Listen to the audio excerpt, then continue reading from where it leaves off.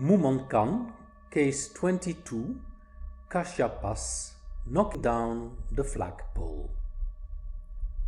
Let me start with a little introduction. Those Mumonkan stories that we are recording may sometimes seem to be a little far-fetched and hard to penetrate. Let me therefore repeat that the primary aim of these koans is to provide various points of departure, all leading to the here and now, your own true nature. It may be better, in fact, to just focus on that which is pointed at, but then we should just sit here in silence. And not so many of you, the viewers, would then get much benefit from these videos if I would just be sitting here and that for episode number 1, episode number 2, episode number 3, it would become a little bit repetitive and boring. And that is why those koans were designed to provide us with some starting points from which we come to the here and now, our true essence. So they are like fingers pointing at the true nature. The finger is not so important, in fact. What is important is what it eventually is pointing at. So today's koan is case number 22, Kashyapa's knock down the flagpole. And let me then clarify this title first. What is this flagpole all about? Well, in monasteries many centuries ago, what they did is they would have a flagpole at the entrance gate, and whenever the master would give a lecture, then they would raise the flag so that the villagers around the monasteries would know that there would be a lecture about true nature. Well, in those days they didn't have the internet, they didn't have Facebook or Meetup or all these other programs to attract people to come, so the flag was in fact the only way to communicate this fact. Now, what does it then mean telling someone to knock down the flagpole? That would then indicate that for that person the teaching is over. There is no longer a need for that person to have to come to lectures, to listen to the master, to learn about his or her true nature, because he got full insight. And that is what this title here is all about. So from the title, let us now read the case that we are talking about today. Ananda asked Kashyapa, "The Buddha gave you a golden robe and a bowl as tokens of the transmission of the light. Did he give you anything else?" "Ananda!" cried Kashyapa. "Yes, sir," answered Ananda. "Knock down the flagpole at the gate," said Kashyapa. Mumon's comment: if you can give a turning word at this point, you will see that the meeting between Kashyapa and Ananda is still solemnly continuing. If not, then this is what Vipasshin Buddha worried about from remote ages. Up to now, he has still not acquired the essence.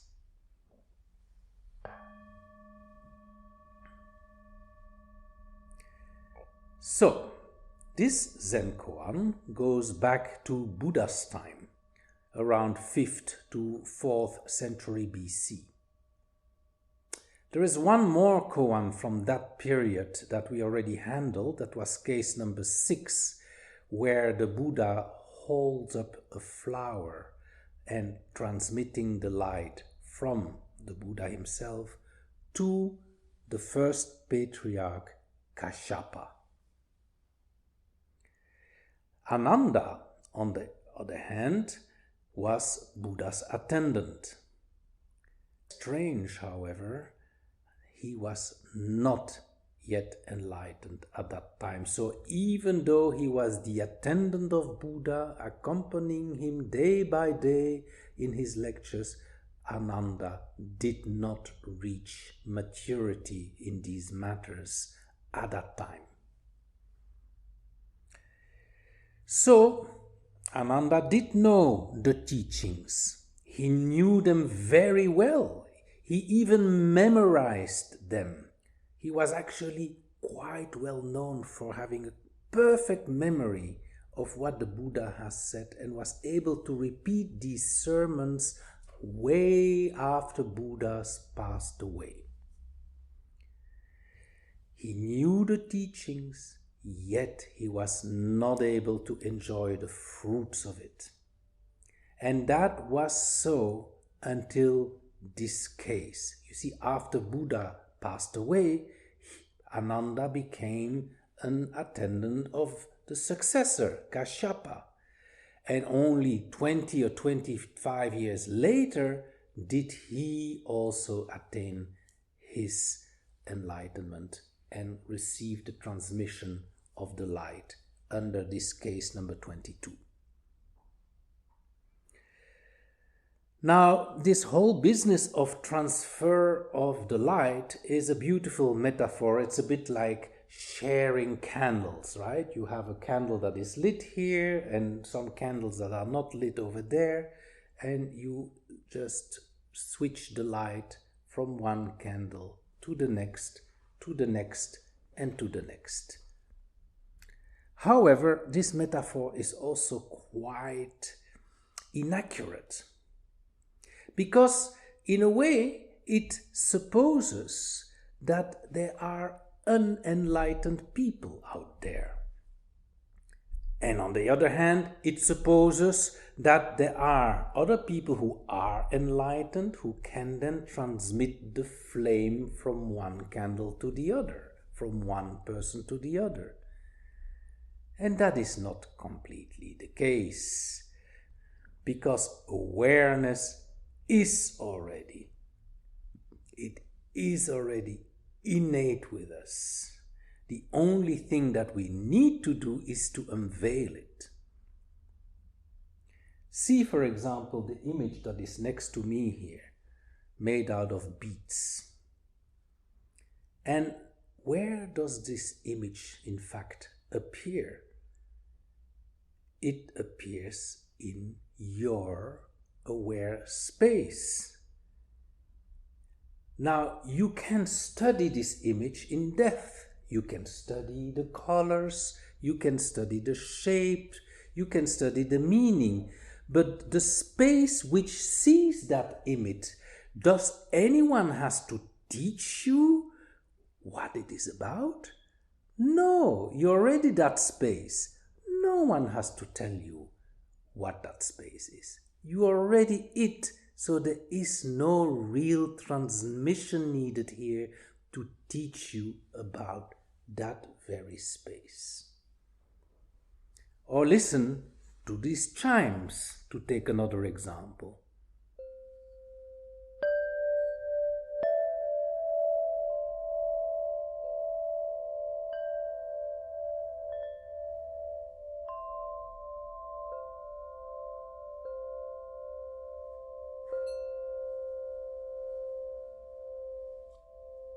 You can analyze these sounds.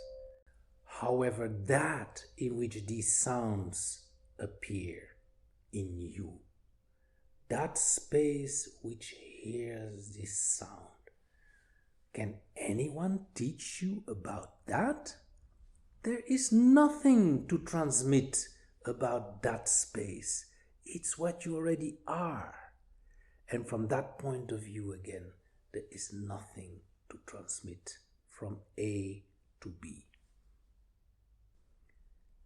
These sensations can again be described. However, the aware space that notices this space. Can anyone teach you anything about that space? The answer is the same. Absolutely not. That space is with you since the very beginning, and there is no one to transmit knowledge about that. Same with thoughts. Let's take an example of a thought. Think about white snow, for example. Where does the thought appear? You can analyze the thought itself. It may have very interesting and detailed elements that you may want to look at. However, the space in which this thought of white snow appears, that space, is already always with you.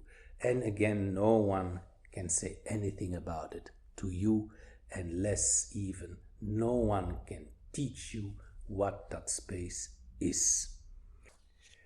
So let's go back now to the exchange between Ananda and Kashyapa. Ananda asked Kashyapa, "The Buddha gave you a golden robe and a bowl as tokens of the transmission of the light. Did he give you anything else?" Now, this statement from Ananda either means that Ananda didn't live the truth yet, that he didn't understand yet that there is nothing to transmit, that he is already it. As if something had to pass from Buddha to Kashyapa, and then later on in the future from Kashyapa then to Ananda. This is one possibility. The other possibility is that he did live this matter, and he was just testing the waters with Kashyapa, like a test. Maybe he got enlightened a few months ago, or a few weeks ago, or a few days ago, and he went to Kashyapa to test whether his understanding is now correct. And in order to test it, he challenged Kashyapa a bit by saying, "Did Buddha give you anything else?" It sounds also a little bit like challenging. So that's why I'm inclined to think that the second option was the true one. Kashyapa must have thought, "Oh, you know what? Let me frighten this Ananda out of his wits." So he shouted, "Ananda!" cried Kashyapa. "Yes, sir," answered Ananda. And at that point, Kashyapa stopped in awe and said, "Go knock down the flagpole at the gate." Let's discuss a little more about this exchange, because this exchange sounds like an ordinary conversation. Someone calls your name and you respond. That's quite normal. One wouldn't think that one would reach enlightenment with such a banality. Yet from the third line, "knock down the flagpole at the gate," one may deduce that suddenly Kashyapa recognized that something had been transformed within Ananda. And that happened either during this exchange or before, but Ananda got it. There is no need for Ananda to attend more teachings. He had attained full understanding of this deep matter. Let me also give you a little further explanation as to my understanding of this exchange. When we live in duality, then we believe that this is our body-mind, and we believe that there is a world out there. And somehow there is then a certain separation between the two. And this then results of us living in some kind of a cocoon. And this cocoon that surrounds us artificially, would be comparable to some harness, and it causes a certain delay between something happening out there and our reactions over here. For example, when we see a beautiful image, or if we see a flower, or if we meet someone in the street that is very beautiful, then this sight that we get needs to go through this harness, through this cocoon, and then it causes a slight delay before we say, oh, how beautiful. But then look at this cocoon a little more closely. Where is this cocoon? It's actually just a fabrication of our mind. It's not really existing. And if you realize that, then you can watch this picture, this flower, this friend, without this delaying fact, because you're just one with the experience. Same when we hear these chimes or when you are at a concert. The sound usually would need to go through this kind of cocoon that we have. And that cocoon would also cause a certain delay before we react saying, oh, what a beautiful music. But again, the same question, does this cocoon really exist? No, it's just a fabrication of your mind.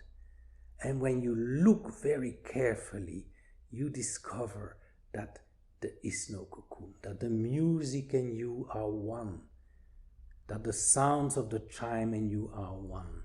And when you realize that, no delay occurs anymore.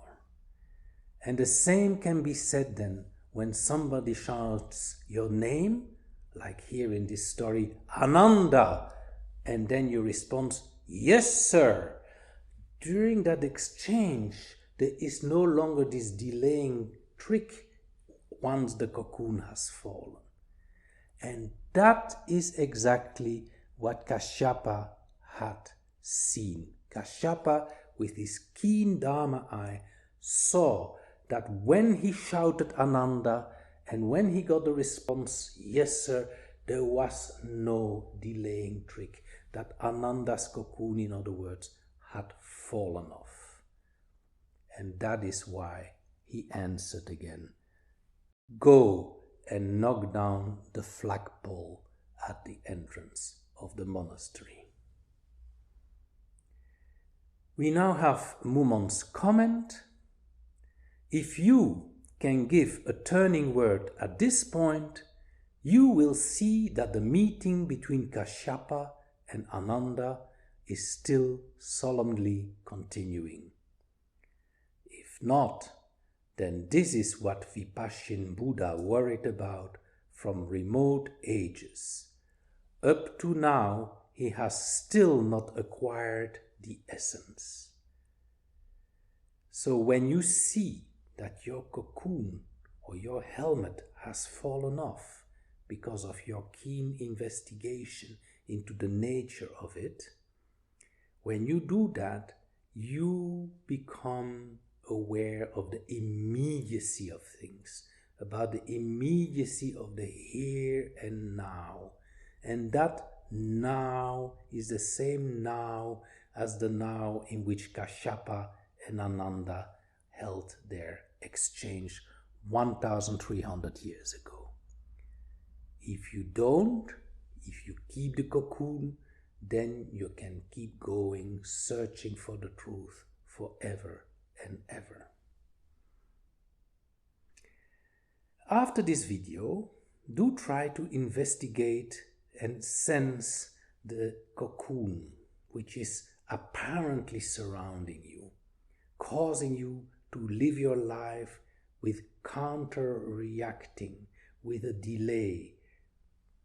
And then look at it again, more deeply, as we have done today, and realize this cocoon is just a fabrication, that it is not really there.